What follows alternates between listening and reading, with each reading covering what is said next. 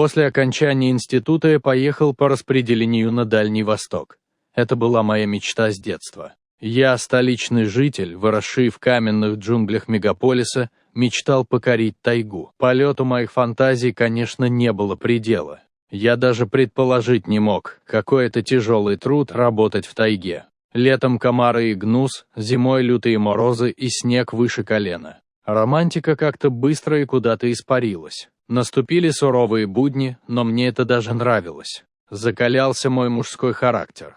Новые знакомства и новые неизведанные места производили на меня неизгладимые впечатления.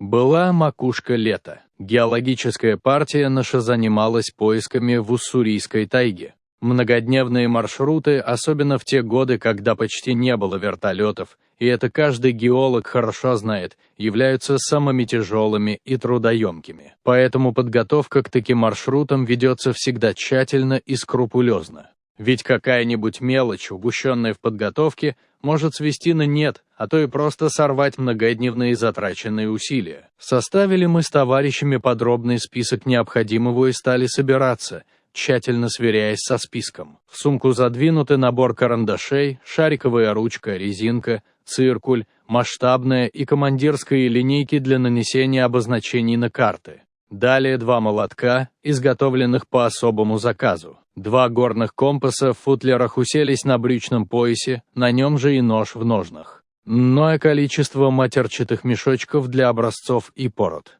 Ну и, конечно же, лоток для отмывки шлихов. На ноги без вариантов кирзачи, другой обувки в партии нет. Не забыть их обильно смазать дегтем. Ковбойка фланелевая, на голову платок. Поскольку макушка лето, то палатку не берем, хватит одного тента. Берем на все дни гороховые и гречневые концентраты, банки армейской тушенки и банки сгущенки. Затем плитку чая, пачку пилиного сахара и сухари. Для готовки 1 небольшой алюминиевый казанок и армейский котелок. Курево по блоку сигарет на нос. Спички, запаянные в полиэтилен. И, наконец, оружие. Каждому по дробовику одностволки.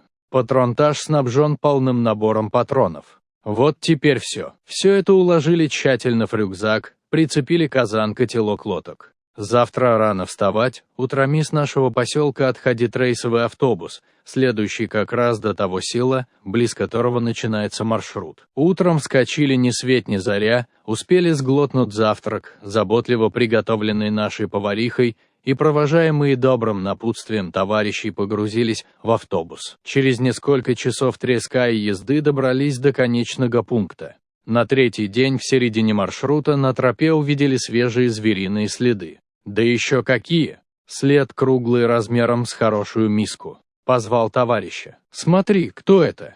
Тот, слегка побледнев, ответил тихим голосом. «Это он, хозяин тайги. Тигр, он». Отошли мы подальше от места трогательной встречи с хозяином тайги и стали искать место для ночлега. Вскоре над 2-й террасой увидели вертикальный довольно высокий скальный выход. Поднялись на террасу и решили устроиться спиной к скале. Перед собой развели костер, предварительно натаскав сушника столько, чтобы хватило на ночь. Правда, мы где-то слышали, что тигры не боятся огня. Но с огнем все же как-то спокойнее. Поужинали наспех, но ложиться не захотели. Было не до сна. Сидели спиной к скале, ружья наготове и покуривали, чутко прислушиваясь к ночным звукам. Всю ночь, чтобы не заснуть, бывалые геологи нам, молодняку, байки травили про встречу в тайге с медведем-тигром. Сперва пугали студентов-геологов страшилками про диких зверей, а потом учили, что надо делать, если встретишься в тайге с его хозяевами.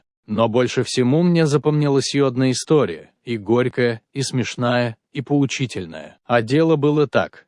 Жил в деревне один егерь Пахомыч. Нехороший был человек, злой, мстительный и нелюдимый. С местными жителями не общался, но очень привечаем был начальством местным, в почете у него был. К местным егерь был беспощаден в отношении нарушения закона на охоте и рыбалке. Оно, конечно, может быть и правильно, но ты тогда и сам безупречным должен быть, если уж такой принципиальный. А на деле наоборот получалось. За любую, даже самую невинную провинность местных лютон оказывал и нещадно штрафовал. А начальникам своим и депутатам всех мастей Позволено было и тайгу жечь и разорять, и зверье нещадно стрелять. Как всегда, двойные стандарты, что позволено Юпитеру, ну а дальше вы сами знаете. Водил ягерь хозяев своих на охоту в тайгу. На заимке у него в тайге пьянки-гулянки устраивали, в банке любили там попариться. Всячески угождал он начальничкам.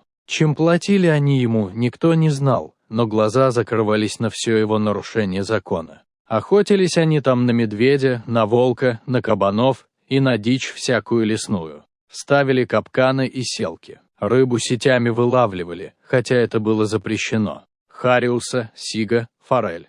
В общем, беспредельничали по полной. Заимка его таежная и крепкая была, богатая. Почти что дом бревенчатый, за высоким забором из кольев. На заимке то и мебель из дерева была шикарная, и камин из натурального камнечучела животных всяких, не заимка, а дом охотничий. Коллекция охотничьих ружей у Пахомыча была отменная, дорогая очень. И вот как Тарас поступил Пахомычу заказ на шкуру тигра от очень высокого начальства на уровне одного из самых верхов краевого руководства. Тогда драли большие штрафы за убитого тигра, но егеря заверили, что ему будет все разрешено, получит хорошие деньги за шкуру. Кому-то наверху очень хотелось свой дом украсить тигром. Егерь этот никогда на тигра не охотился, боялся, но до того был жадный, что все-таки согласился. Деньги посулили немалые.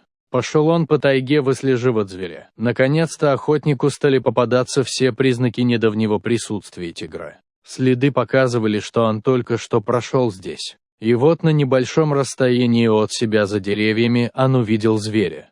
Это был тигр. Медленно, но важно, со свойственную ему только одному гордою санкою, прошел он мимо, один раз рявкнул в воздухе, остановился левым боком, с повернутой в сторону егерей, поднятой вверх головою, похлестывая себя хвостом по ребрам. Прицелился Пахомыч в красавца зверя, а руки в этот момент у него дрожали без удержу. Выстрелил. Промах. Зверь убежал. Хорошо, что не ранил, подумал егерь. Надо уходить срочно отсюда. Тигр – зверь опасный, коварный и мстительный. Тигр имеет обыкновение, когда его преследуют, выходить на следы преследователей, идти сзади них и нападать с тыла. Это его обычный маневр к нападению. Поэтому от греха подальше вернулся егерь на заимку, собрал по-быстрому необходимые вещи и ушел в деревню. Решил пока затаиться и на заимку не показываться. Боялся, что тигр не простит его, выследит и убьет. Пару месяцев не показывался он на заимке, отказывался дружков своих на охоту водить. Когда, выждав время, он таки пришел на заимку, то от удивления, злости и отчаяния чуть не лопнул. Каким образом зверь попал в дом, непонятно. Возможно, выломал входную дверь. Что натворил хищник в доме егеря, трудно описать словами. Тигр только что по потолку, наверное, не бегал. Разбито было все. Вся утварь, мебель, подушки, одеяла и матрасы разодраны в клочья, которые тонким слоем покрывали весь пол в доме. Мебель изодрана и исцарапана. Чучела зверей и птиц сбиты со стен и уничтожены. В довершение ко всему этому погрому все это было щедро и обильно полито тигриной мочой. Запах стоял такой, что глаза резало. Егеря чуть не снесло этой вонючей струей, когда он вошел на порог дома. Все было безвозвратно потеряно в этом доме, в том числе и коллекция охотничьего оружия. Понятно было, что никогда он не сможет избавиться от этого запаха. Все звери за версту будут его чуять. Пришлось ему бросить эту заимку навсегда и больше никогда туда не возвращаться. А вскоре еще одна неприятность случилась. За то, что он не добыл шкуру тигра и не ублажил прихоти своих хозяев, ему отомстили, уволили с работы, припомнили все его прегрешения перед законом и завели уголовное дело. Вот так вот наказал Пахомыча тигр. А мы до самого рассвета просидели у костра.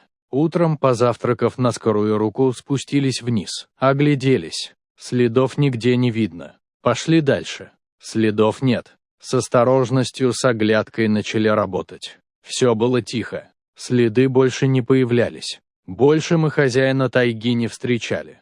Понравилась история? Ставьте лайк и подписывайтесь на канал. Впереди еще много всего интересного. Всего доброго!